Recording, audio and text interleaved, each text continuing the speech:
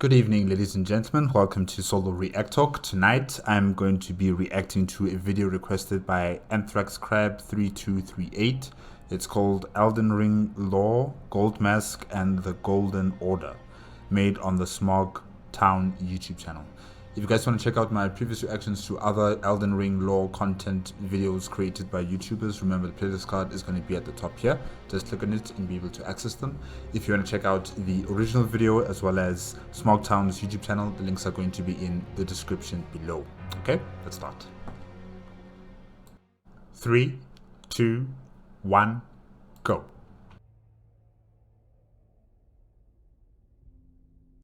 To believe in an ideal is to be willing to betray it. Kira, Star Wars, Knights of the Old Republic 2. I agree. I agree with this. Yes. To believe in an ideal is to be willing to betray it. I've heard something similar multiple times in a Warhammer 40k YouTuber content creator. It was the Amber King. Yes, the Amber King creates Warhammer 40k content, and he uses this line a lot. You know, to believe in an ideal is to be willing to betray it. Yes, I like it. The most dominant power in the Lands Between in the modern era is a body known as the Golden Order. This is not only a philosophy, but a state of the physical Elden Ring itself, and for all intents and purposes is the governing order of the Erd Tree. Championed by the likes of Radagon, the second Elden Lord, the Golden Order enjoyed an unchallenged rule for years, with its adherents being both scholarly and fanatical. Yet it still collapsed. The Elden Ring was shattered, and the Lands Between were plunged into a period of calamity and conflict. If this ideology was so perfect, then how did this even come to pass? This was the question pondered by a scholar of unmatched renown and intelligence, Goldmask, the ever-brilliant.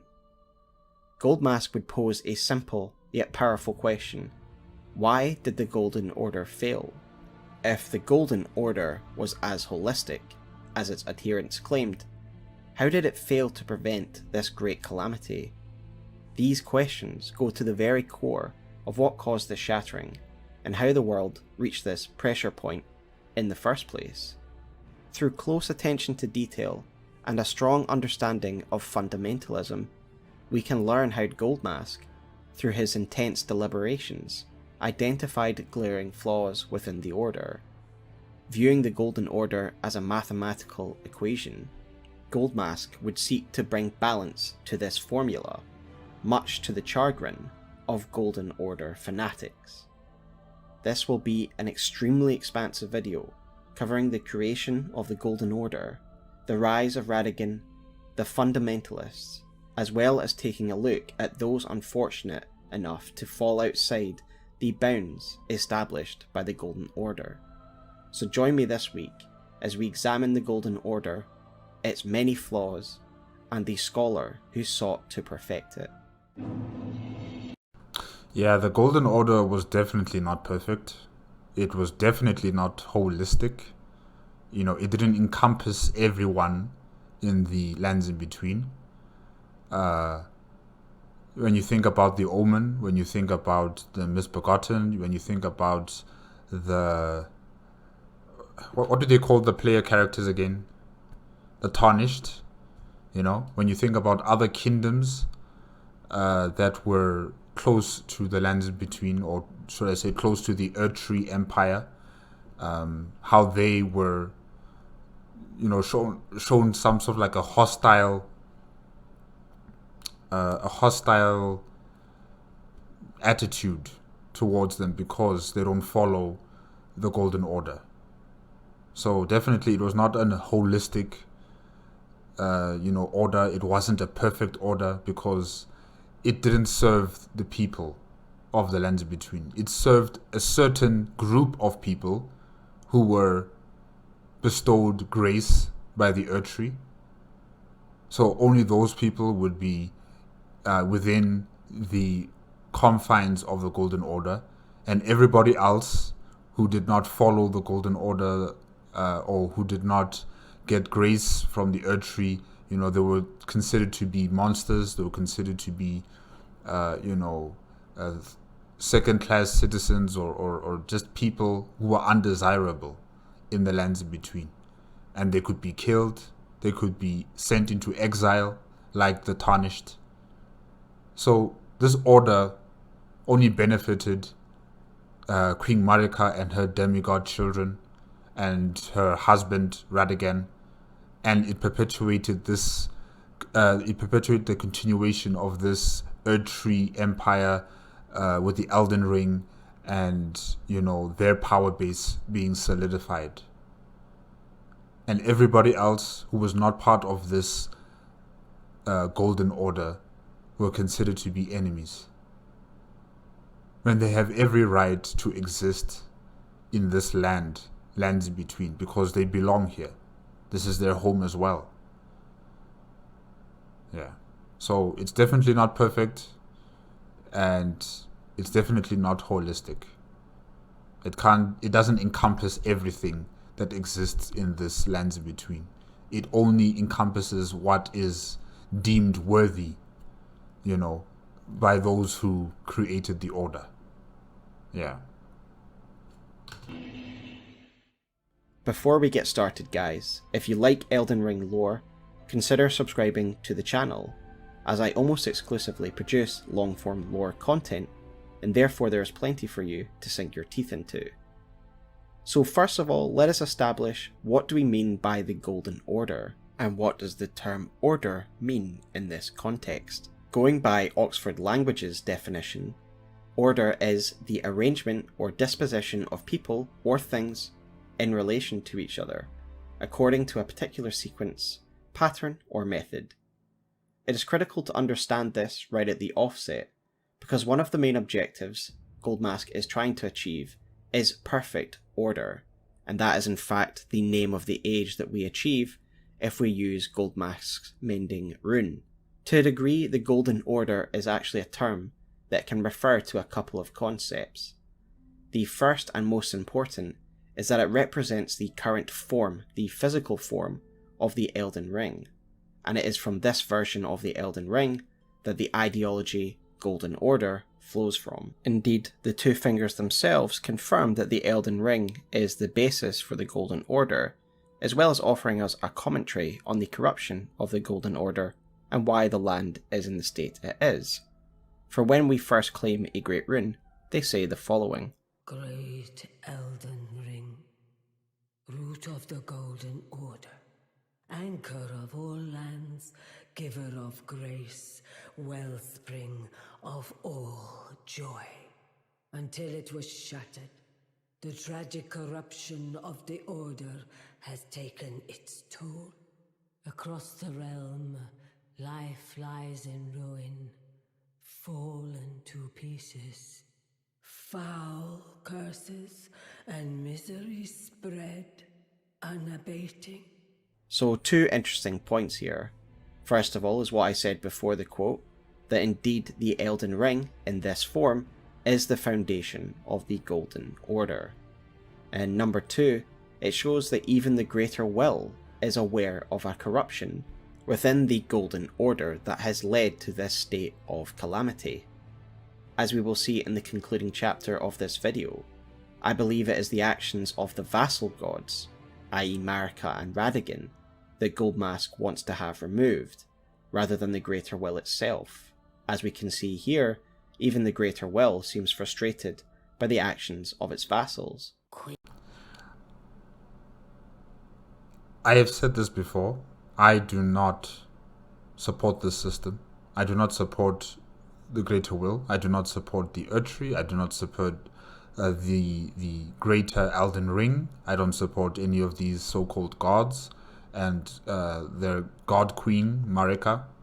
This entire system is a curse. It's a blight in the lands between. Because the people are at the mercy of these so-called gods who are fighting over this powerful creation, the Elden Ring. The Elden Ring can change reality at will. If you know which rune to take out or to put in, reality will change. Just like that. And that is why, the rune of death, after it was taken out, people are not dying. They're just here, walking around, not able to finally rest because the natural order of things has been taken out. People are living, they are dying, but they're not dead. They're still walking around. So that is why I'm saying that, this system with the greater will as the creator of all of this mess, it needs to be cut out from the lands in between. For the lands in between to be free, to have a control over their own destiny without it being controlled by demigods and the greater will and the Elden Ring, this system must be destroyed. This system must be erased from the lands in between, so that the people and every living thing that exists in this realm can continue to exist and to decide how they live their lives, not to be told, not to be controlled or corralled like cattle. Yeah. I don't agree with anyone that wants to perpetuate this system. Taking away these gods doesn't mean, or should I say, taking away the power these gods have over the Elden Ring doesn't mean that the situation or the problem is over and done with. Because the greater will, sorry, is it the greater will? Yes, the greater will can make new gods. He can bestow this power to new people who would become the gods over the lands in between, just like how they did before with Marika. The greater will tell the two fingers, I have a new person that I want to become the new vassal of the Elden Ring, and this entire situation will come back to come again, possibly. Where there's a new set of gods, there's a new order being created. It's no longer the Golden Order, it'll be called something else maybe. And, this imperfect, unholistic order would return, where people are being oppressed, people are being exiled, and then those who are chosen will have the lifestyle, they will have the peace, they will have the opportunity to have whatever they want in their existence. So there's no assurity that, limiting the influence of the gods over the Elden Ring is going to solve this situation. The only way to free lands in between is for this entire system to fall. I still believe that. Replace it with something else, or not even replace it with another order, because I don't want the Elden Ring to be here. I don't want the Earth Tree to be here. These things gotta go. So, a clean slate. That's what I want. In Marika is the vessel of the Elden Ring, carrier of its vision, a god in truth. But after the Elden Ring's shattering, she was imprisoned in the Earth Tree, a grim punishment for shattering the Order, despite her godhood. The fingers speak. Marika's trespass demanded a heavy sentence. But even in shackles, she remains a god and the vision's vessel. Regardless, it backs up our understanding of the Golden Order. It is a grouping of fundamental rules and principles that fit within the concept of the Golden Order, a concept based on this current form of the Elden Ring. Before we go any further into this chapter, I would like to credit Last Protagonist and his excellent video on the Great Tree, Crucible, and the Golden Order, for this video has greatly influenced some of the foundational ideas in this coming chapter, especially the ideas of death, and later on the idea of aggression. So rather than referencing him at specific points, I wanted to make it clear from the outset that his video has had influence on some of these foundational ideas. So do me a favour and go and watch that video and give them some love. The rule of the Erdtree was not always synonymous with the Golden Order. The Crucible, as the primordial form of the Erdtree, was once the representative age of the Erdtree, and was a period that celebrated diverse, blended together life. In fact, we learned that any vestiges of the Crucible were once linked to what is divine, something we learn from the Crucible Knot Talisman, which reads as follows: a vestige of the Crucible of primordial life, partially born of devolution, it was considered a signifier of the divine in ancient times, but it is now increasingly disdained as an impurity as civilization has advanced. Now, who's to say that the Erdtree is not going to evolve into a different form for the third time?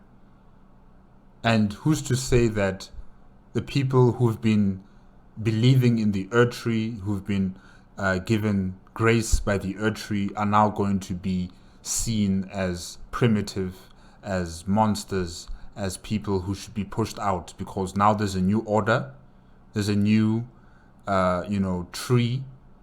The Erdtree has now evolved into a brand new tree. And this is what I'm saying, that, this entire system is a curse. It's a blight on this, in the lands in between. And the people are being used here. They're being used. They don't even understand or see that this entire system is not to their benefit. Because, like I said, if the Erdtree evolves into a different form, the Greater Will is going to choose a new god. That new god is going to be the custodian of the Elden Ring.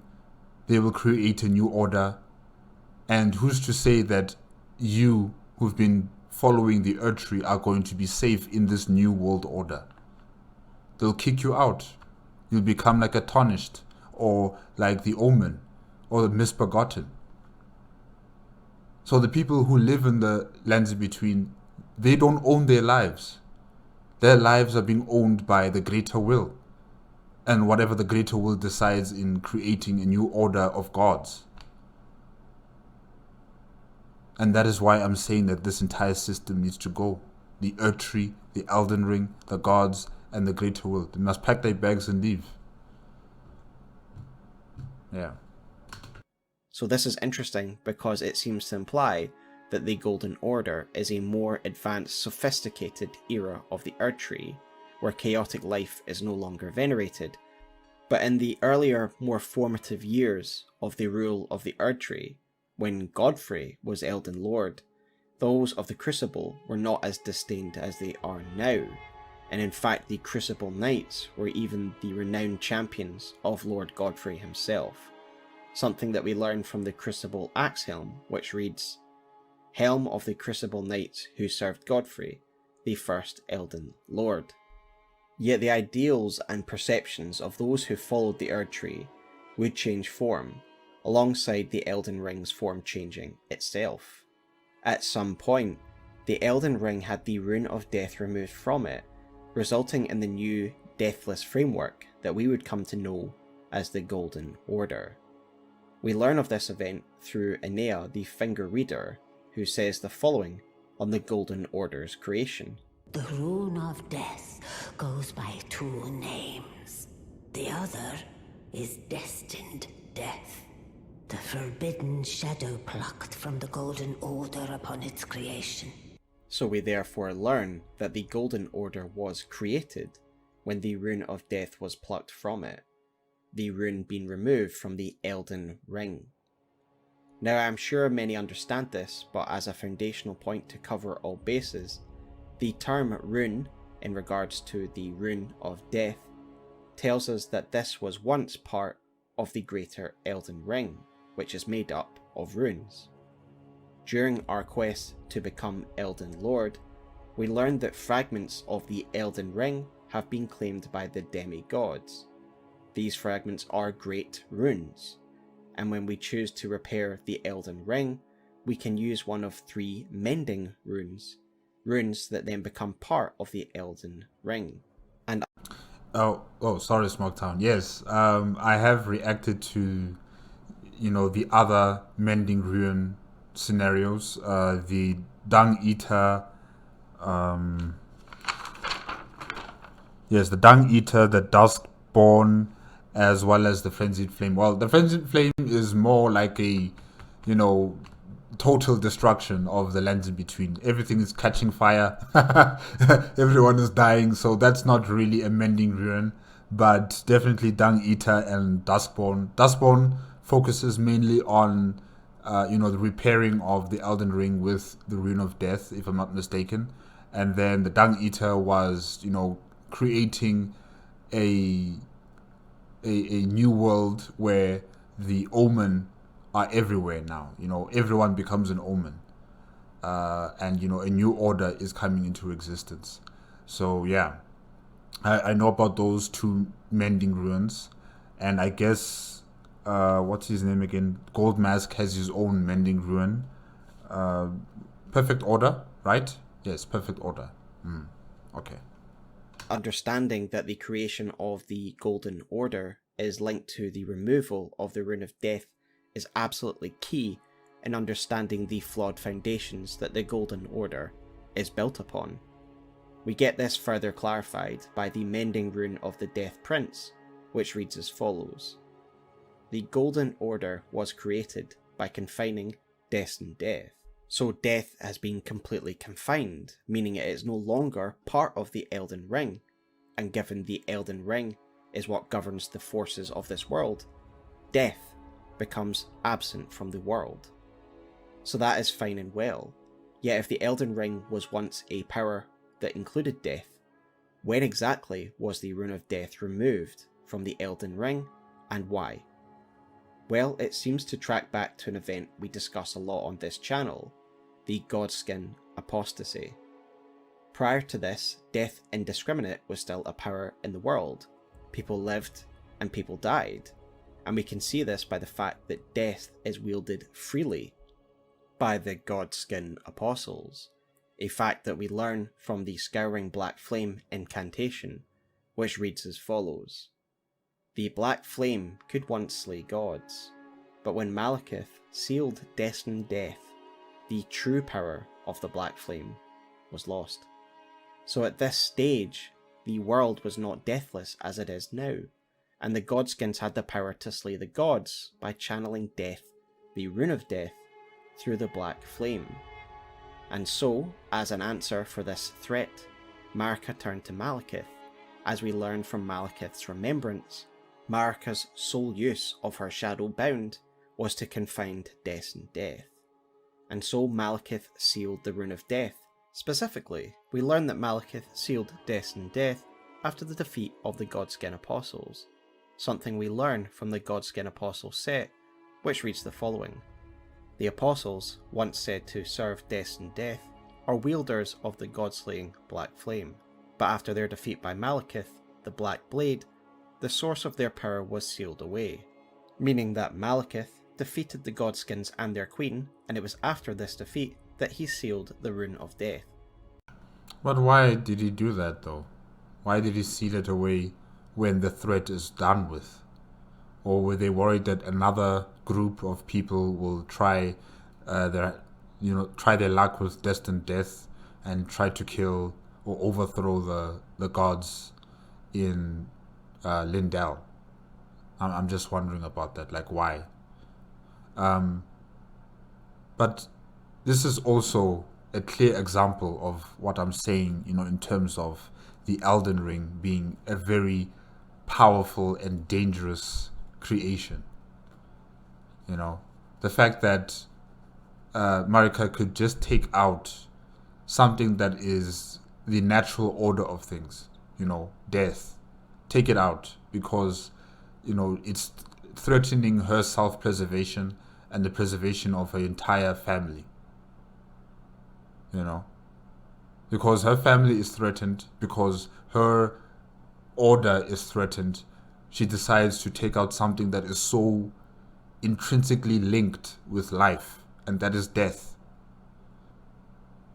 She takes it out, Malekith seals it away, and now people are in this permanent existence. They can't die. Even if they do die, their being and their essence is sucked in by the Erdtree, and then somehow, some way, they come back to life. That is not. That's just corruption. That's just stagnation right there. Because you're not giving space for new life to come into fruition. You're just recycling the same people, the same existence over and over and over again.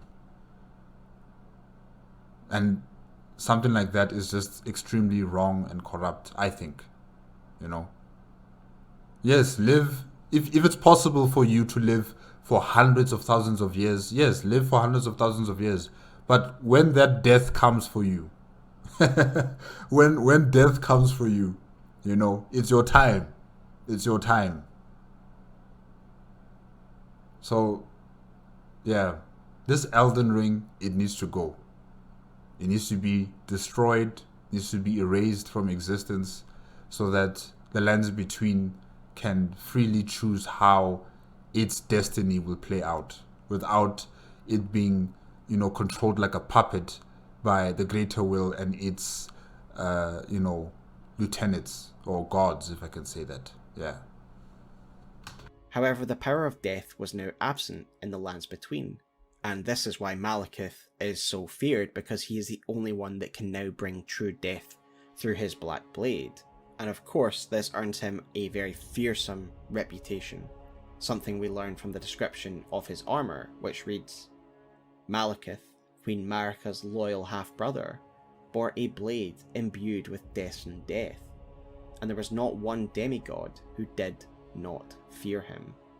Malekith has kept death out of the world at large since this Godskin event, and is only reintroduced or unbound via the actions of the player character. The motivations of creating this new Elden Ring, and therefore this new order, in Marika's respect, for me is quite straightforward. I believe that she does it out of fear of the Godskin movement. However, I believe it is Radagon, her second husband, who goes on to further codify and cement the power of this new age through fundamentalism, a subject we will tackle shortly. So the world would enter a deathless state of endless life, where life was bound and recycled through the Erdtree. The endless nature of life is best illustrated by the pathetic wandering nobles, who wear the old aristocrat set, which reads as follows. Abandoning their birthplace after the shattering, these undead wanderers are the pitiful product of unending life. The fact that nobody ever dies, and in fact they all live long lives, explains why most people that we meet in game are shriveled zombie-like shells with... They look like mummies. They really do look like mummies. I don't know if you guys have seen, those Egyptian documentaries where they unwrap the cloth and the material of a mummified body. Yeah, that face looks like one of those mummified bodies. It's bad. It's really bad. You can't rest. You can't die, rest forever. Like, you're just here walking around aimlessly, having no purpose, having no reason for being. You're just here, walking around in the lands in between, waiting for something, you don't know what it is, hoping for something, you don't know what it is. You probably can't even think straight. You don't even understand why is your torment being prolonged for this long. When will it end? It's a curse, guys. It's a curse. Grey skin. They have lived far too long without death, forced to wander and never die. No wonder Melina thinks this world needs some death. It doesn't need some death, it needs the natural order of things to return. You live and you die. I speculate this is why death, quote unquote, in this world is tied to an Erdtree burial, where one doesn't die in the traditional sense, but is instead absorbed by the Erdtree to rejoin the cycle of endless life. Consider Rena's first dialogue with us regarding spirit ashes. She says, "'Tis a bell for calling forth spirits. Summon them with it. From ash and return to the Erdtree. The spirits will obey thine command but briefly, as they recall battles past." even in these burnt ashes are the remains of a restless spirit that can't truly die. The death. I mean, just listen to that. There is no rest for you. Even if you're turned into ash, there's no rest for you. You're just there, conscious. Remembering your past battles, remembering how you used to be. And now you just see yourself as just this pile of ash. This is not a life to live. Not even a life to die. Really. It's a curse. This place is cursed. And the only way to stop it is to uproot everything that has created it. The Elden Ring, the Erdtree, and the influence of the Greater Will. The deathless version of the Elden Ring is the foundation of the Golden Order as we know it today. Marika's decision to have Malekith seal the Rune of Death being the pivotal event that led to the Golden Order's creation. I wanted to cover this in detail because I believe it is a foundational concept for one of the flaws identified by Goldmask as a factor in the Order's collapse. And if you consider that, it means that the very foundations, the very creations of the Golden Order meant that it was always destined to fall. It was just a matter of time before the inherent flaw behind its creation led to its own destruction. So with that established, let us review the belief system and behaviour of those of the Golden Order and how it contributed to the system's downfall. We learned that in the formative years of the Golden Order, the Order was not so intolerant of new ideas as it was developing itself. Rogier tells us of one of the events in the earlier days of the Golden Order. The battle art you've learned is of the Glintstone family. They were conceived at the Great Academy of Rea Lucaria, to the north of this castle. In the past, they obeyed laws which contravened the Golden Order, or so I'm told. Fascinating, isn't it? That the Golden Order was pliable enough to absorb practices that contradicted itself in the past. With the Order broken, twisted, and in need of repair, such adaptability is more important now than ever. The Golden Order was a new kid on the block, and it was open to new ideas, if I can say that. It was open to absorbing other cultures and incorporating it into itself, thus making it a far more powerful culture or religion or order. The issue is when that order, exists for a long time, and those who follow this order follow it in a dogmatic sense, where it becomes solidified, where the set rules become solidified and they cannot be changed. And, people see this order in a dogmatic type of view. That's when things become pear-shaped. It's no longer, inviting people to it. It's now excluding people. It's now making sure that there is a barrier or there's a wall or there's a line, and if you cross that line, you're not part of us. You're not going to be part of this Golden Order, and therefore we consider you as an enemy. We consider your way of life, your culture, your being, your essence as an enemy to our Golden Order. And those who follow this dogmatic stance on the Golden Order also perpetuate this, violence that comes from this Golden Order. Yeah.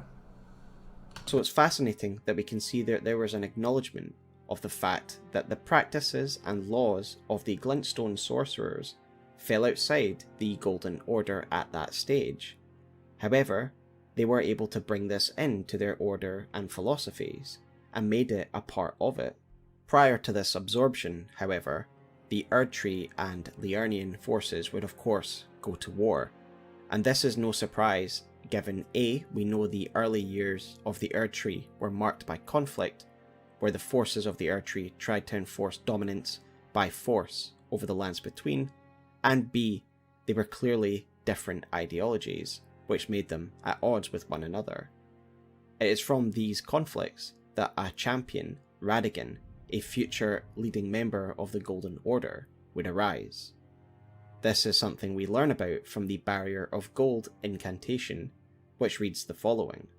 This incantation was used by the champions of the Erdtree in the First and Second Liurnian Wars, during which the red-haired Radagon joined the heroes' ranks. Yet despite the heroic feats of Radagon, the Carian Knights were more than a match for the forces of the Erdtree, despite their very few numbers.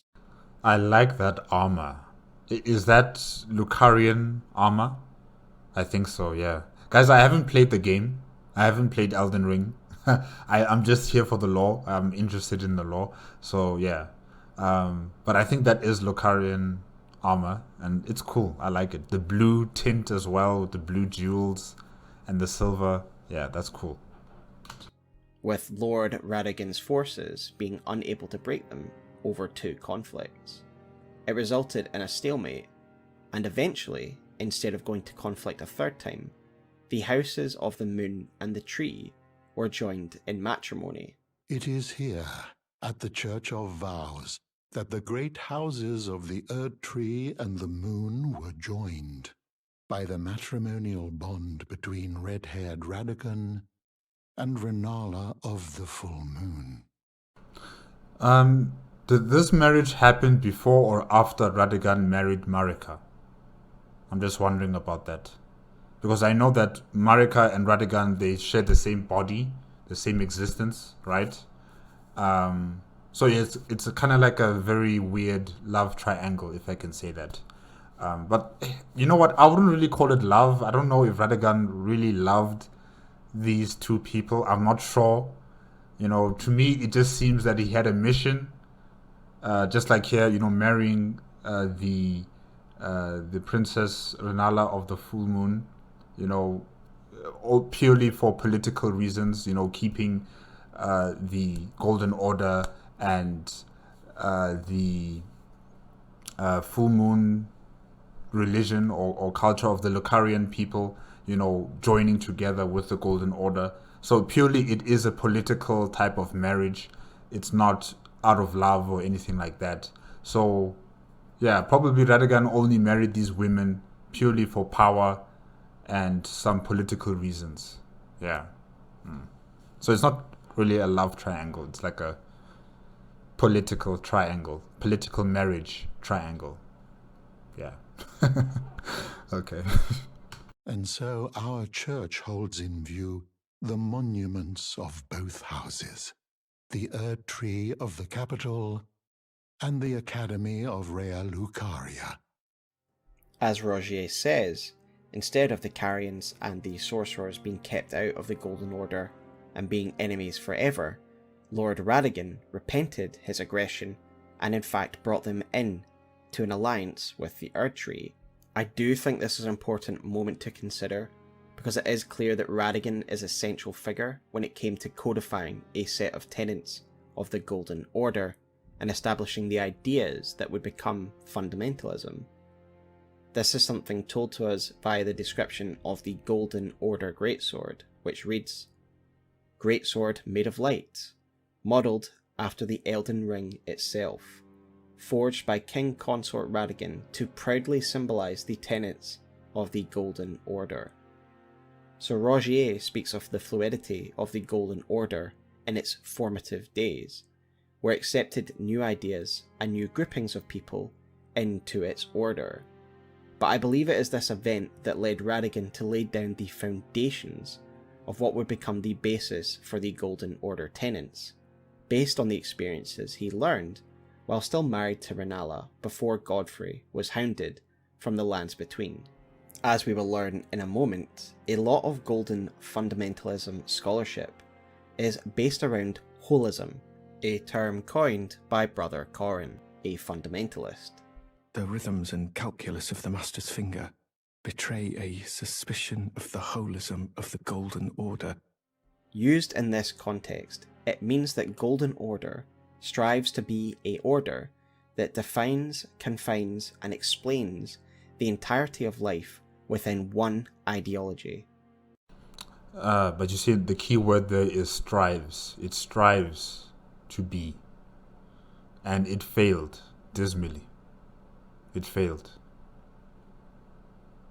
Such a deep and multi-layered concept is why the Golden Order seal refers to fundamentalism as scholarship in all but name. Fundamentalism, by definition, again from Oxford Languages, is a form of religion that upholds a belief in the strict and literal interpretation of Scripture. I think this is where a lot of people get confused at what they perceive to be a contradiction between scholarship and fundamentalism, as many see the latter to be fanatical religious hardliners that are as far removed from intellectualism as possible. People who are fundamentalists of their own religion or culture or order, the Golden Order, yes, they can probe, they can question, they can, debate about their religion or order or culture or whatever, right? But it doesn't necessarily mean that they are betraying it. They would use words to justify the existence of their order or justify the existence of their religion, or to say why is it so good, why it's the best. And, they would scour through religious texts or, from experience, through history or anything like that to justify why their order or their culture or their religion is needed and why they believe in it so much. Yeah. So it doesn't mean because they're a fundamentalist, they can't be a scholar as well. They can be at the same time. Yeah. When in fact, fundamentalists see themselves as scholars who analyse and scrutinise the very foundational texts of their religion far more than any other group. Okay, he said it better than me. SmoughTown said it way better than me. Essentially, everything I said there is exactly what he just said. Just with me, it was complicated and messy. But yeah. Yeah. And thus, they become more inflexible, unwilling to bend from the words of what they see to be the strict outlines of their orders. Part of the development of this modern Golden Order would be the acceptance and integration of intelligence-based practices, a movement spearheaded by Radagon himself based on his own life experience. We learn this from his talisman, which reads, "As the husband of Rennala of Caria, the red-haired Radagon studied sorcery, and as the husband of Queen Marika, he studied incantations. Thus did the hero aspire to be complete."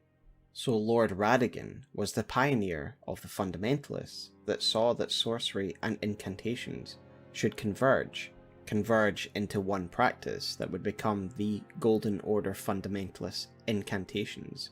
This is quite strictly linked to the Golden Order law of regression, in which outliers are pulled together to meet together in the mean, or converge.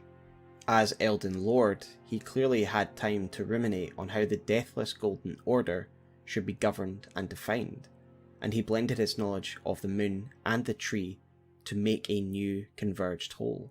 This is the cornerstone of fundamentalism, as we learn from the Golden Order seal that scales with both intelligence and faith, a fact shared by the Golden Order incantations. All incantations developed directly by Radagon or his son Mikola, as we learn from the descriptions of Radagon's Rings of Light and the Discus of Light. Yet what are the tenets of these fundamentalists, the modern proprietors of the Golden Order, and what explains their tendency to favour incantations that draw both on intelligence and faith rather than dividing the two? It has to do with the two underpinning laws of fundamentalism that form the backbone of their ideologies: the law of regression and the law of causality. Now, as a principle, these are based on mathematical real-world concepts, which I find interesting because maths is referenced in-game in another place in respect of the Golden Order. And specifically, I'm referring to the pulley bow and the pulley crossbow. And for example, the pulley bow reads... Wait, it was causality, right? Okay. Sorry, let me just write this down first. Okay. Longbow, which utilizes a series of pulleys and strings. The complex mechanism, which required advanced mathematical and mechanical understanding to craft, was likely made by a certain genius who learned Golden Order fundamentalism. Now, I believe the genius mentioned in this description is Goldmask, though admittedly it could be any Golden Order scholar, given the Golden Order's connection to maths. But I think the fact that it's referred to a certain genius makes it Goldmask. I need more evidence than just that. It's not enough. No. I need more evidence, need more information, for me to say, okay, I agree with you. I have no further proof of this other than it is what I believe. As we will see later, these oblique references to maths are not insignificant, because while we perceive the problems of the Golden Order as philosophical or moral, Goldmask views the Golden Order as an equation needing to be solved. But more on this later. Let us return to the fundamentalists' underpinning laws by examining the two descriptions of the relevant incantations, which I will read side by side for simplicity. The fundamentalists describe the Golden Order through the powers of regression and causality. Regression is the pool of meaning, that all things yearn to eternally converge. Causality is the pool between meanings, that which links all things in a chain of relation. Both miracles make sense in the way that they physically operate in the game. The law of regression regresses beings to their prior state, i.e. someone who has been poisoned is referring to a prior state where they did not have poison. And the law of causality incantation is simply an illustration of cause and effect. The aggression of your enemy is the cause of the damage that they receive. In totality, both of these laws posit that all things are connected and affect one another, and that they should seek to regress and converge to become the one through those connections. As we discussed earlier when Corin mentions holism, the Golden Order as an ideology seeks to be holistic, that explains everything through the connections therein, and therefore these laws fit quite neatly into holism. The law of regression in particular is important in understanding why fundamentalists are intolerant of large diversity, and instead see their order as one that is converging, simple and clean, like twins who are in essence one person sharing one soul, or a ruling couple that share one body. Chaos and diversity is disdained, whereas uniformity is applauded. Yeah, their version of holism is very narrow-minded, and also ultimately is why it failed so dismally. Yeah.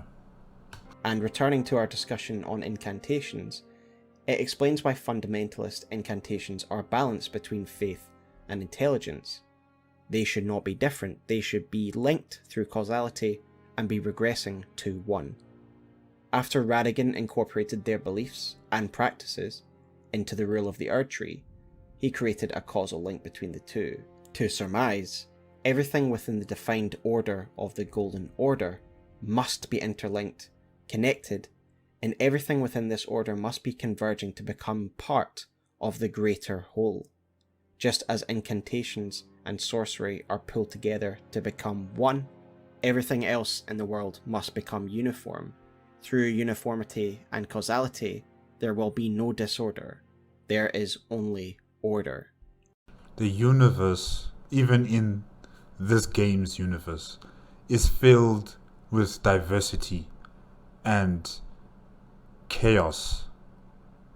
Nothing is stable. Nothing can be clamped up into one understanding, or into one existence, or into one being. It's just not possible. There'll always be a diversity of ideas, of creation, of existence, and connecting it all together into one, unifying existence is just not going to work. It's just not going to work. That is a type of ideal that can never be reached. That's why embracing diversity, using the strengths from all different corners of diversity is far more powerful, far more adaptable than just having everything clump up into one existence or understanding. This kind of sounds like the Borg in some sort of way.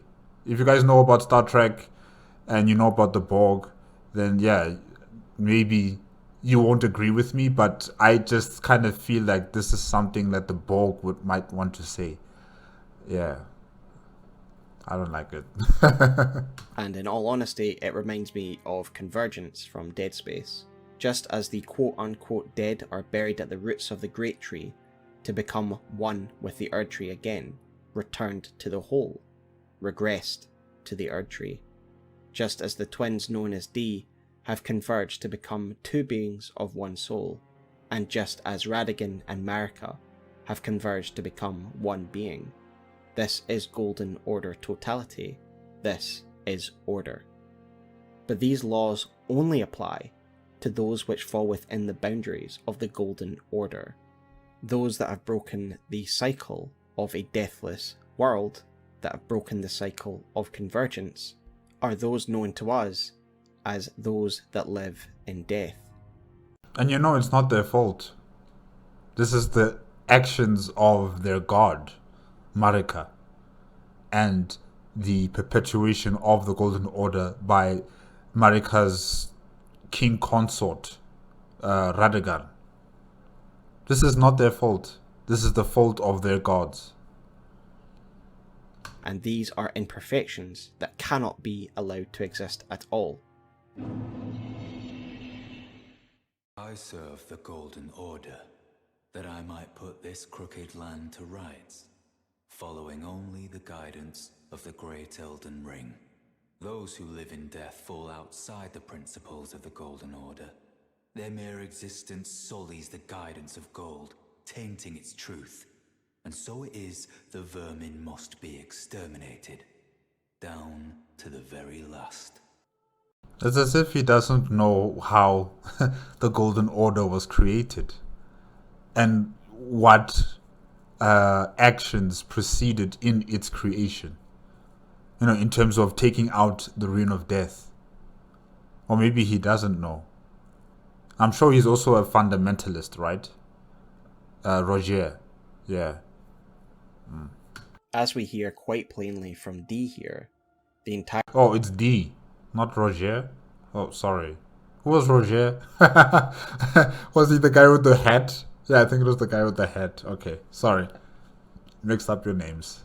A reason that the hunters of the Golden Order exist, and why they abhor those who live in death, is because those who live in death are a problematic inconsistency that starkly reflect the flaws of the system. To the hunters, they also believe it is a problem to be fixed, that by weeding out Deathroot, collecting it all, and returning it to Malekith, the source of the Rune of Death, the Golden Order can be repaired. Who told them that? Who told them that? Was Was it what's his name again? What's Marika's brother's name again? Malkaya? Yes. Is it Malkaya who said that? Or did they just make up this solution all by themselves? The Golden Order hunters. These guys. When in reality, the only role that they play is one of distraction. By stoking hatred against those who live in death, the hunters only manage to help deflect blame from the Order and its leaders. When Ranni and her co-conspirators stole a fragment of the Rune of Death and murdered Godwyn, Deathroot spread throughout the world. This was not meant to happen in the eyes of the Golden Order, which was designed specifically as an order that had contained death. We still need to know how Ranni was able to take a portion of the Rune of Death from Malkaya. How was that possible? Her and her co-conspirators. How did they do it? How did they do it? But here was death leaking out into a world that was unprepared for death. We have just learned in the previous chapter that Golden Order fundamentalists see their world as something interconnected that can be pulled together to become one, to become uniform, and thus we have order. Yet those who live in death exist outside of such rules. They just continue to exist despite having died. The purity of the Golden Order's claim to holism is therefore challenged, and this is where the fanatical hunters come in. They are here to fix that problem permanently. Indeed, we know that the hunters are tied directly to fundamentalism, from Order's Blade item description, which reads, "One of the incantations of the Golden Order fundamentalists, used by hunters of those who live in death. The role of the hunters is to stamp out defiled reason, all for the perfection of the Golden Order." This item description is really interesting in describing what the purpose of hunters is, and how we view those who live in death. Defiled reason. What an interesting term. As we explore this chapter, you will soon realise that the reason those who live in death are so hated by those like Dee, as they are seen as the only reason that there isn't perfect order for the Golden Order. They are the reason it is being defiled. They are a tangible inconsistency with Golden Order tenets. They literally defile the reason the Golden Order seeks to purport, and thus they really call into question of the truth of Golden Order fundamentalism. Something that cannot stand. Instead of some self-introspection, we must of course destroy these flaws. This is an idea well explained by the Holy Water Grace item description, which reads, "There is no place in the Golden Order for those who have exceeded life's bounds. These blemishes must be hunted down by the virtuous." So this is obviously interesting for a lot of reasons. We know that the Golden Order's boundaries are defined by a world that's deathless, and here we are having an item description talking about beings that have exceeded life's bounds, and therefore exceeded life as described by the holism of the Golden Order. These beings literally cannot exist by the definition of the Golden Order, thus they are blemishes of the Golden Order's truth. This is why the hunters like Dee are quite funny to me, because they're quite paradoxical. They're talking about truth and purity, yet at the same time admit there is impurity and untruth within the Golden Order. The hunters incorrectly believe that the Golden Order's truth can be restored by weeding out Deathroot. That is, they believe that by returning all the fragments of the stolen Rune of Death, and returning it to Malekith, the bearer of the Rune of Death. Sorry, I called him Malkaya. It's Malekith. Gosh, I'm sorry guys. Yes, Malekith. Death will once more be confined, and order will be restored. However, this is a fallacy, as released by Geraint. When he has collected all of the Deathroot, he realises the damage has still been done. There are some bells you cannot unring. The quarantine of death has been broken, and it will never be undone, and as long as the Golden Order remains in place, this glitch in the system will continue to exist. And indeed, on Malekith's dead, he laments that the Golden Order cannot be restored, a truth he has come to realize. It is all consumed. Still, I am not sated. Not nearly sated. America! Is this what it is to sin? Will things never be the same again?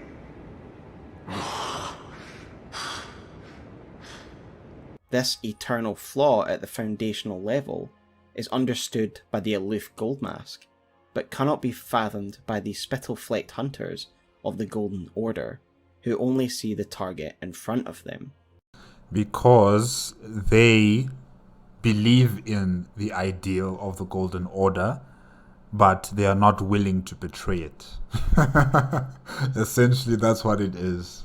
You know, they are fundamentalists through and through, and they believe in their ideal, and they believe that it can do no wrong, that it is pure and right, and they will justify it with platitudes of words and reasoning that only they understand.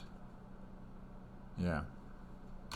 And indeed, Goldmask would see this reasoning as a simplistic tribalistic interpretation of order, a futile attempt to enforce a broken order by creating more disorder to distract them from the truth. What is it you intend? To deny us and our ways, like the dogmatic brutes of the Golden Order? This is an opinion of Goldmask's that we learn from the Order Healing Incantation, where it details that Goldmask found their us versus them mentality of the Hunters to be little more than a simplistic distillations of the foundations of order, and it cannot exist within a true order. And in fact, all the Hunters seem to do is keep the flawed, broken order in power by setting up a right versus wrong paradigm. This does not actually seek to solve the problems faced by the Order, though I have no doubt the Hunters believe they are fixing the problem. The Hunters do also highlight another issue with fundamentalism as a whole, the inability to recognise or even consider there are any flaws, and this is the problem when you establish your tenets and order as holistic and perfect, because then at that point, to accept there are problems is to accept the order doesn't work as a concept. But we see this fanatical adherence to the Golden Order's flawed principles in a couple of characters. Marika, who herself clearly became a cynic by the end, calls Radagon a leal hound, as if to mock him for his blind adherence to the tenets of a clearly broken system. Corrin, despite his deep respect for Goldmask as an intellectual, eventually goes insane and snaps, rather than accepting Goldmask's truth. Surrounded by such blind sycophancy, is it any surprise that Marika felt as trapped as she did? For whatever motivation, Queen Marika shattered the Elden Ring, following the chaos of the Night of the Black Knives, and it brought an epoch to a close. The Golden Order has failed, but how is it even possible? If it was so perfect and holistic, how did the Golden Order fail to stop the world collapsing? These are exactly the questions that would be examined by the learned scholar Goldmask, who came to the Lands Between not as a warrior with a sword, but as a philosopher with a brilliant mind. So this philosopher created deadly archery weapons. Huh, okay. Well, if I'm going to believe what SmoughTown believes, in saying that, you know, it's Goldmask who created those weapons. Yeah. We have already discussed the fact that those who ascribe to fundamentalism are in part scholars. Scholars who have heavily philosophized about the nature of their order and the Elden Ring in order to create strict outlines and boundaries. We know that Goldmask was such a scholar, as Brother Corrin refers to him as such. There's something I should mention to you as well. I'm thinking of leaving the Round Table Hold. Do you know of the noble Goldmask? Though he was but a tarnished, living outside the Lands Between, He was a great scholar who foresaw the coming guidance of grace. And now, I hear he has come to the lands between alone to contemplate the Golden Order. I wish nothing more than to seek his instruction, and perhaps even help him in his research. To augment this, we learn from his gold mask, the item itself, that he is a staunch pursuer of fundamentalism, meaning he is a scholar dedicated to fundamentalism very loyally. No wonder why he wants to perpetuate the system with the greater will, still having dominance and control over the lands in between. However, he wants the gods to not, have any type of influence on the greater Elden Ring. Yeah. Okay. Wow. And, as we learn later, unlike his fellow conceited scholars, he is truly loyal in that he would seek to perfect it, rather than pretend it was perfect the way it was. Goldmask is referred to in a number of ways, the ever-brilliant, noble, and Lord Goldmask, and it shows that he was held in great esteem for his brilliant mind and keen understanding of the inner workings of the Golden Order and Elden Ring. That being said, I think it is clear we aren't meant to fully comprehend the intimate way in which Goldmask understands the form of the Elden Ring, as he perceives its formation in a more mathematical way than in a philosophical or practical way that we do. As I have already mentioned, the Golden Order has links to mathematics, and this is clearly the way in which Goldmask sees it, in my opinion. He sees the Golden Order through its shape, structure, and form. The mathematical nature of Goldmask's works is again reinforced by Corrin, who refers to Goldmask's movements as a calculus. The Master's reflections had heightened as we neared the Erd Tree, while still a precise calculus.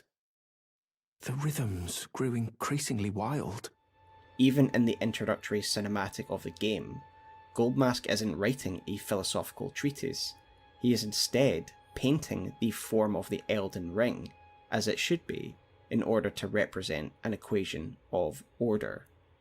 So this guy doesn't talk? Goldmask, he doesn't talk?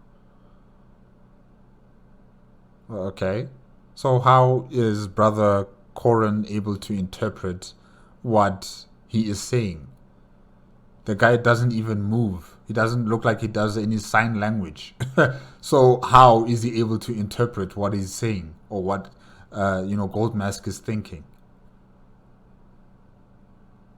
Because I just see him doing the T-pose or pointing in the sky or making some sort of gesture, another form of gesture. Like how?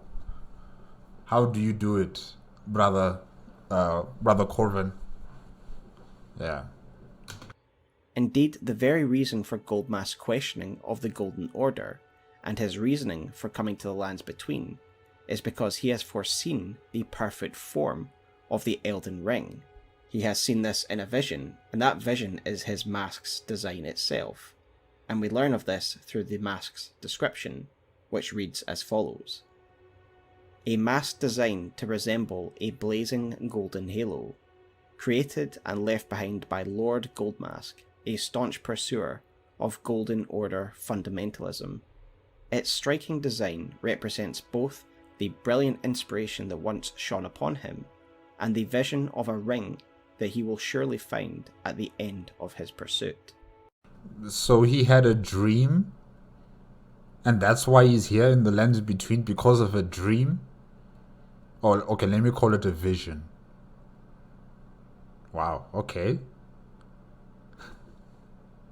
I suspect the Greater Will has a hand in this entire situation.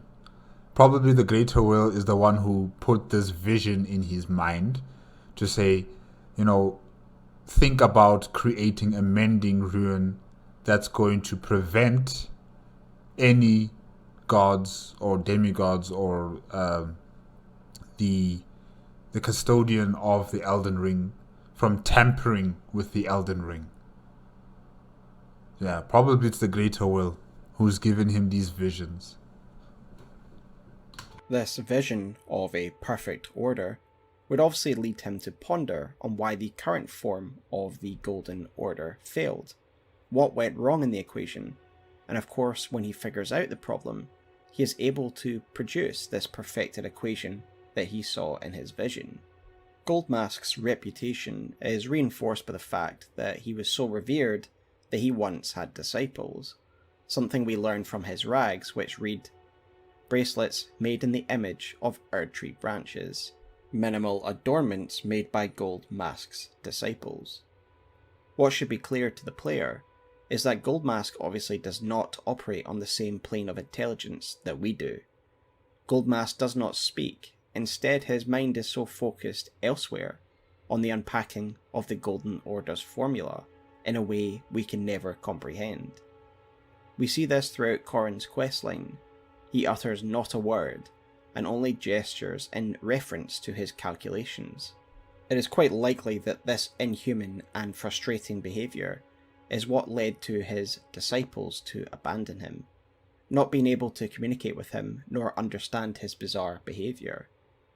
Either that, or it could be like Corrin, that these disciples realised that Goldmask did not agree with the perfection of the Golden Order, an idea that must be the same as blasphemy to the hardliners of the Golden Order. And I'm actually quite surprised that, other Golden Order fundamentalists have not tried to assassinate Goldmask, because essentially, yes, what he's saying here or doing here is blasphemy.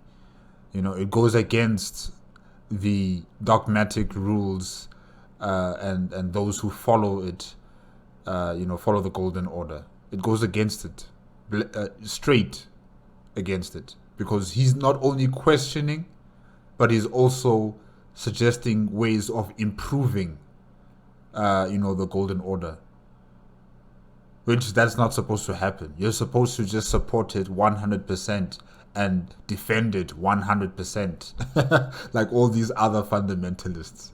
So yeah, I'm just surprised that no one's tried to assassinate him, because I would suspect that the Golden Order hunters would deal with Goldmask. I would expect them to deal with him. Yeah.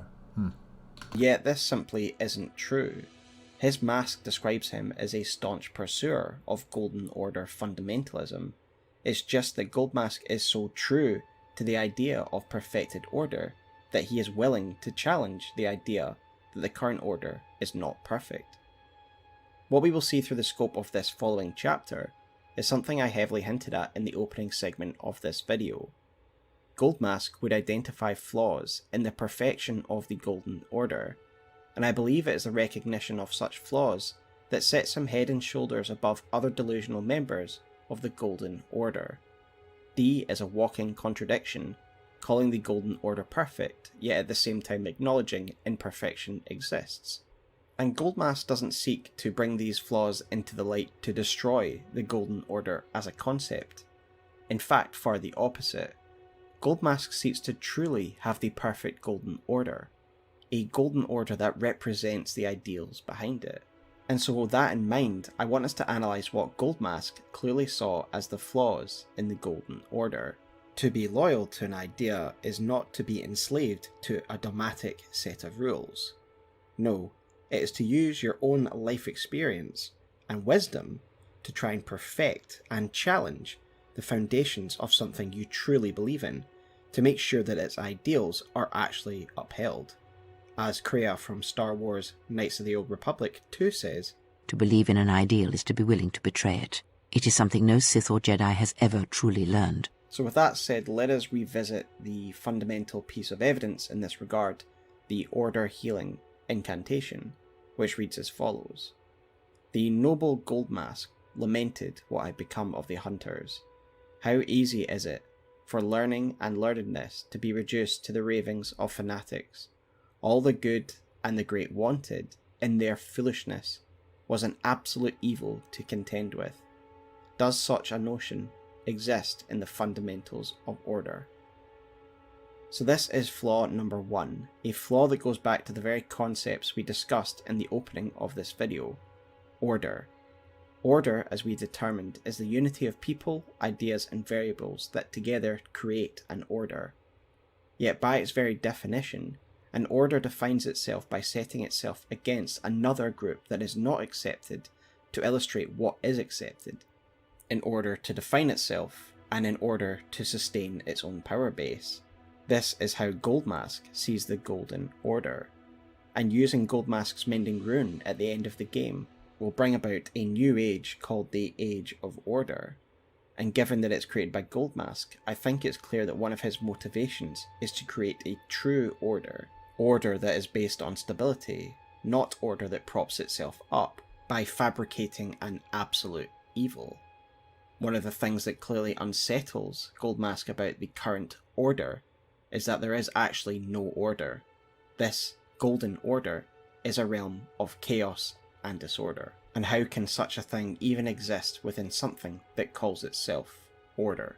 Yet this is merely a symptom observed by Goldmask, and when he comes to the lands between, we see that he begins operating on that higher plane, and he starts to unwind the mathematical structure of the Golden Order, his thoughts and calculus expressed by his rhythms and gesturing that we see him doing. In the process of working through his formula, he gets to the core of the equation, but is frozen when he is presented with a variable he had not expected, the name Radagon. The Master's reflections had heightened as we neared the Erd Tree, while still a precise calculus. The rhythms grew increasingly wild until he simply ceased. Now the Master is facing quite the puzzle. The Golden Order is founded on the principle that Marika is the one true god. However, the name of Marika's second husband, King Consort Radagon, also appeared. Who exactly was Radagon? The Master is stumped. His finger has remained still ever since Radagon's name was discovered. Radagon and Marika are one existence now. Maybe that's why he's confused or perplexed about this entire situation, why Radagon's name is also popping up. It's because they're together, they're one being. So when you're dealing with Marika, you're also dealing with Radagon. Yeah. Mask is missing part of the formula, because the formula he has been given is based on a lie. And this is why we can see his right hand is frozen, while his left is outstretched. He is missing half of the equation.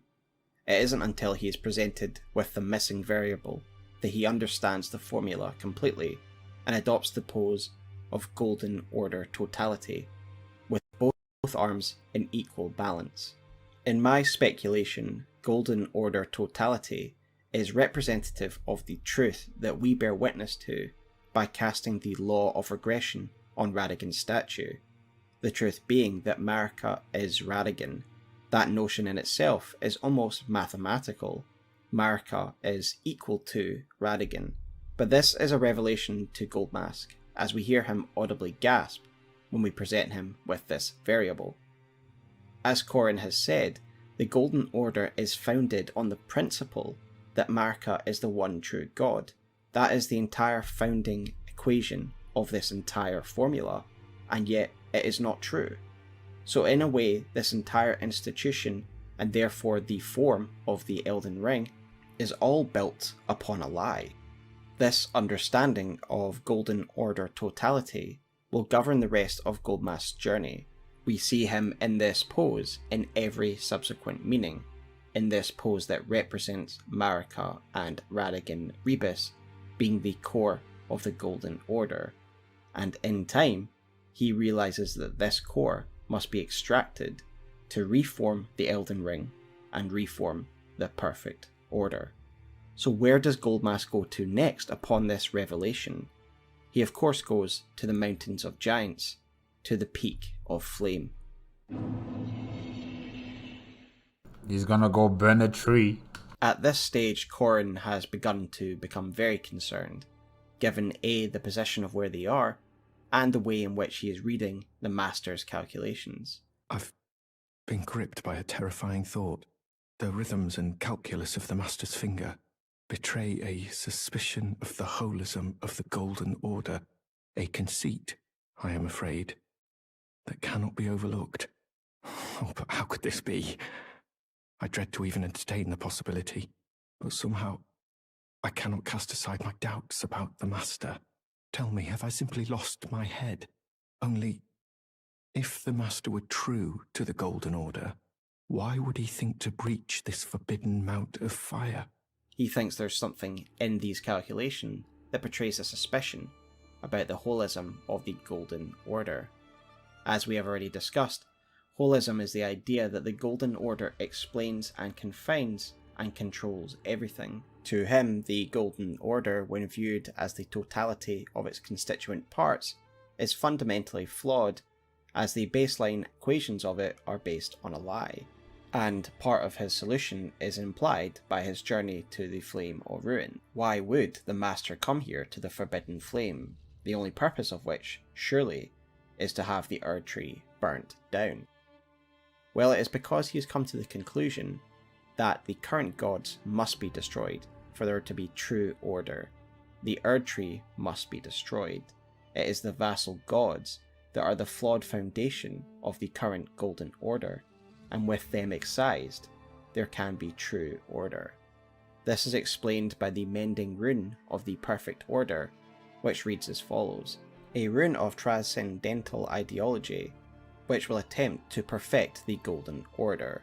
The current imperfection of the Golden Order, or instability of ideology, can be blamed upon the fickleness of gods no better than men. That is the fly in the ointment. So understanding what is actually said here is the critical moment in our assessment of Goldmask's actions and conclusion, and ultimately what went wrong with the Golden Order. The rune states that Goldmask's final conclusion is that there was a fickleness of the gods that has led to the instability of this ideology. This implies that the imperfections that we have reviewed, and the ones identified by Goldmask, can be traced back to the fickleness of the gods.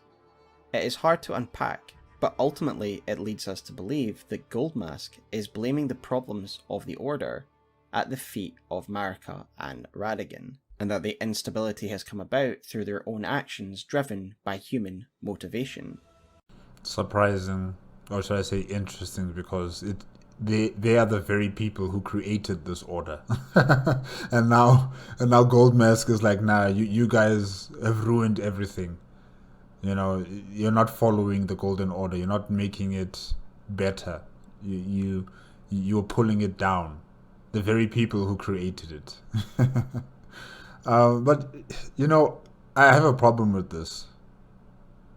There is no assurity that the greater will is just going to sit back and watch all of this happen and, you know, just not do anything about it, you know, in terms of new gods protecting the Erd Tree, new gods becoming the custodian or the vassal for the greater Elden Ring.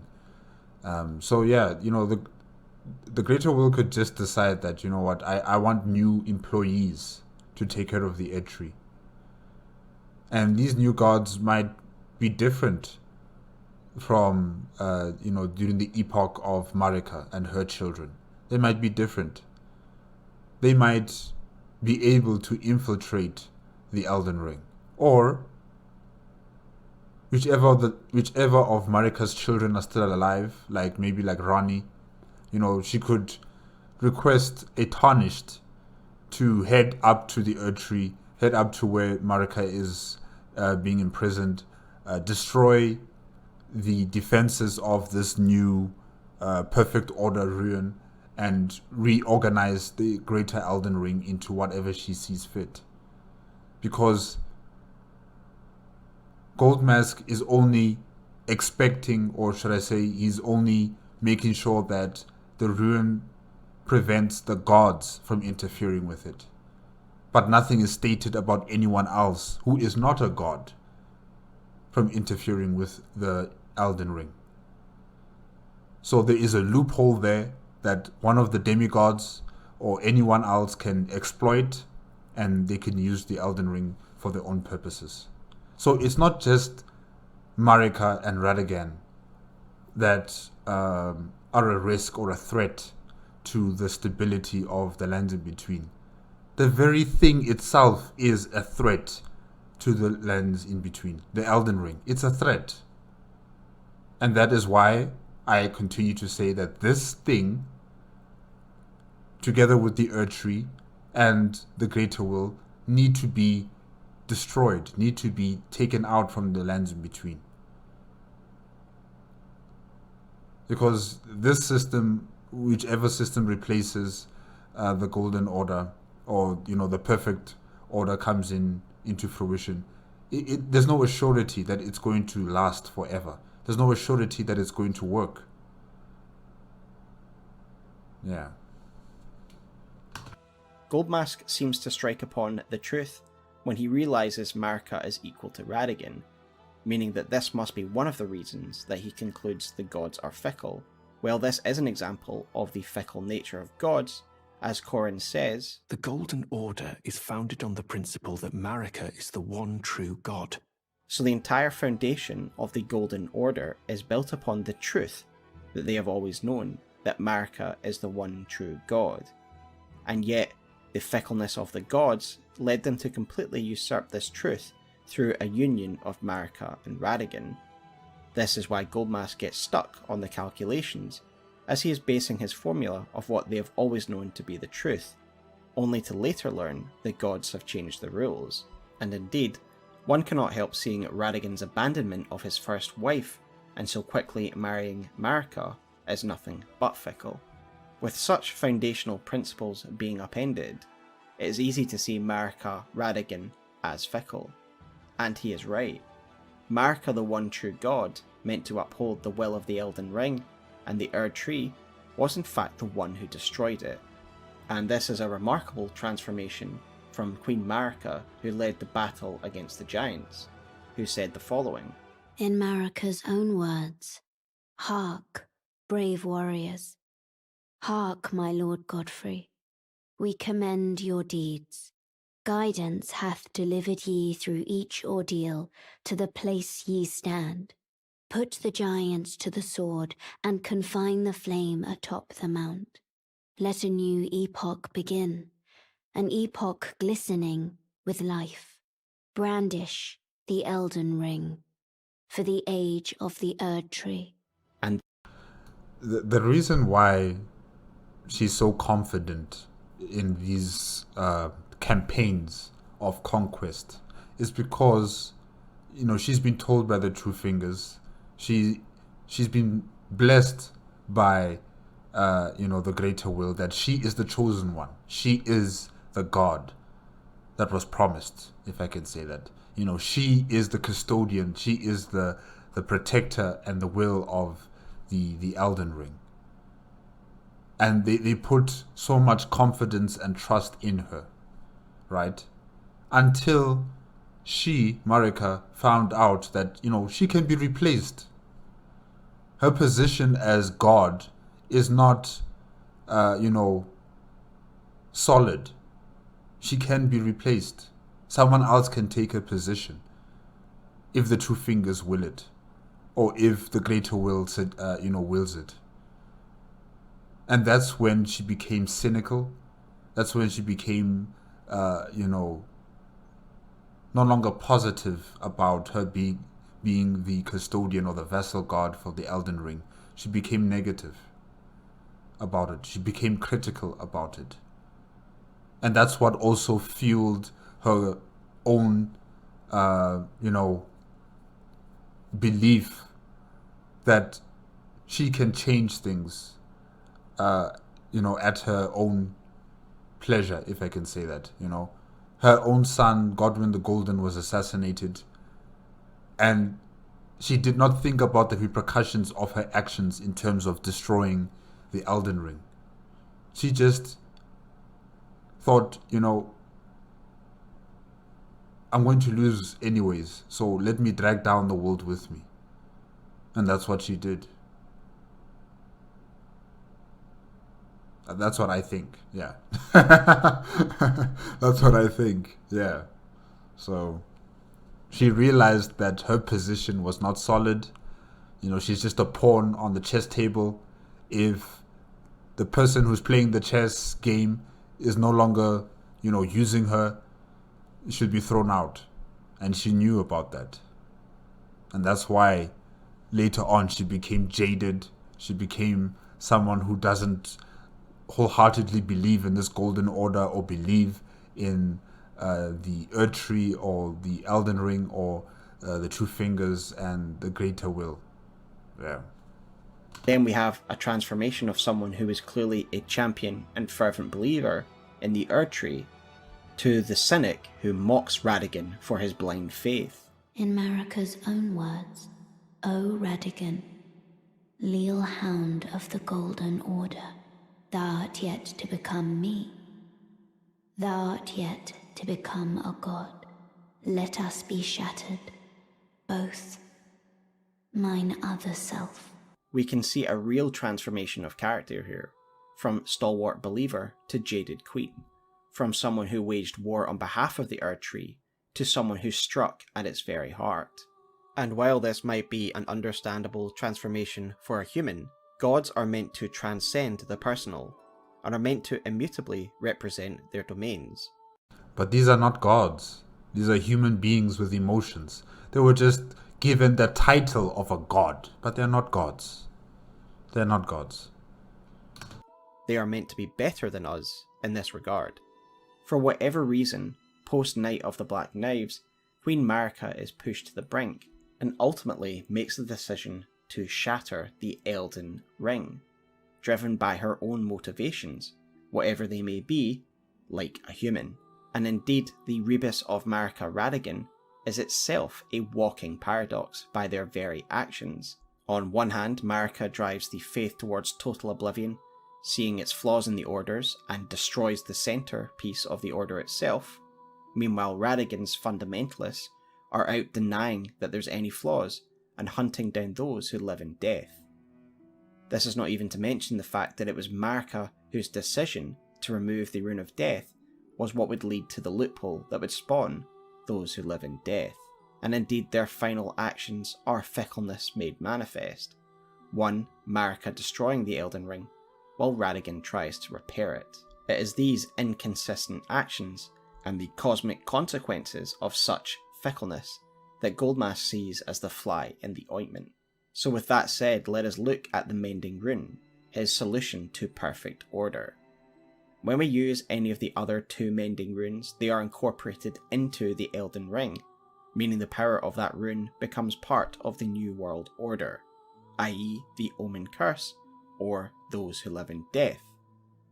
However, with Goldmask's rune it is slightly different, and it is more like a halo that surrounds and encompasses the entirety of the Elden Ring. With the description of the mending rune in hand, the purpose of this should be made abundantly clear. It is a protective ring, shielding the Elden Ring from the influence of the gods. This is the vision that Goldmask saw long ago, yet he only really understood what it was for when he found out the truth of the vassal gods of the Golden Order. Now beyond this, it is speculation and up to you and me to interpret this how we see fit. For me, I see the fact that the Elden Ring must still draw its power from the Greater Will, but it is now contained by Goldmask's halo, so it cannot be interfered by any vassal gods. This is why he comes to the Peak of Ruin. He too wishes to see its power unleashed, as the current vassal gods, Marika, Radagon, and the Elden Beast, must be cleansed for his perfected order to take its place. As I mentioned earlier in the video, I perceive the Greater Will to be something more than a basic god, and indeed the Greater Will also shows frustration at Marika for going off-piste and not following the plan. Goldmask's rune is called the Mending Rune of the Perfect Order, and the age we can bring about is the Age of Order. Goldmask's motivations have been clearly laid out to us the entire course of this video. He believes the Golden Order should mean order and stability, no creaking and shifting foundations, and no personal motivations that can have cosmic consequences. Humans are humans at the end of the day. There will always be conflict and war to a degree, but when gods act the same way, there are cosmic consequences. When these gods harness the entire foundations of our existence to meet their own agendas, or if they destroy them in a moment of despair, then order is simply a lie. And this is the truth that Goldmask discovered. So thanks guys, that is my take on Goldmask and his attempts to repair the Golden Order. If you like this video, please remember to subscribe and give it a like as it helps the channel out immensely. If you want to support the channel in other ways, I have a Patreon and I also have channel memberships. But apart from that guys, leave me your comments below, let me know what you thought of the video and if you think I missed anything, as well as giving me hints as to what you want me to cover next. But until next time guys, I will see you in the heart of the Erdtree. Take care.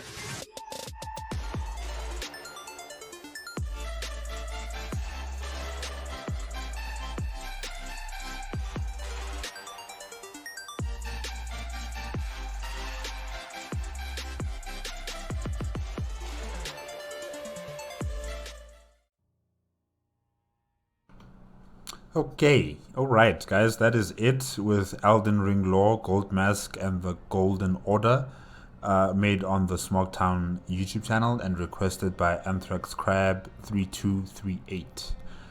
Yes, Goldmask's option, you know, like if I were playing the game, if I was playing Elden Ring, yes, it is a solution that I might want to take.